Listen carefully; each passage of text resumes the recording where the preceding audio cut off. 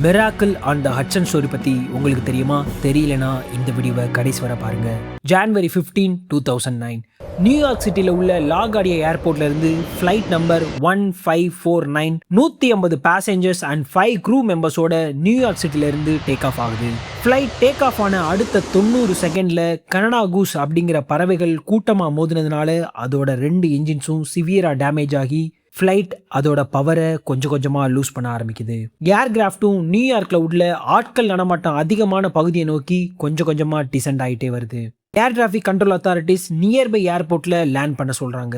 But கேப்டனான சீஸ்லி சுலன்பர்க்கு வெறும் 208 second தான் இருக்கு ஃப்ளைட்டோட பவர் ஒட்டுமொத்தமாக காலியாக. ஸோ சீஸ்லிக்கு புரிஞ்சிருச்சு, இருக்க பவரை வச்சு கண்டிப்பாக நம்மளால நியர்பை ஏர்போர்ட்டுக்கு போகவே முடியாதுன்னு. ஸோ சீஸ்லி எந்த ஒரு பைலட்டும் எடுக்கக்கூடாத ஒரு முடிவை எடுக்கிறாரு. மதியம் 3:30 மணிக்கு நியூயார்க்கில் 50 அடி ஆழமுள்ள ஹட்சன் ரிவரில் ஸ்மூத்தாக ஃப்ளைட்டில் லேண்ட் பண்ணுறாரு. எமர்ஜென்சி எஸ்கேப் டோர் ஓப்பன் பண்ணப்படுது. மொத்த 185 பீப்புள்ஸும் ஃப்ளைட்டோட விங்ஸுக்கு கொண்டு வரப்படுறாங்க. கோஸ்ட் கார்ட்ஸ் ரெஸ்கியூ போட் மூலியமா எல்லாரையும் சேஃபா லேண்டுக்கு கொண்டு போய் விட்டாங்க. அந்த ஆக்சிடென்ட்ல ஒரு சின்ன காயம் கூட இல்லாம 185 பீப்புள்ஸும் காப்பாற்றப்பட்டாங்க.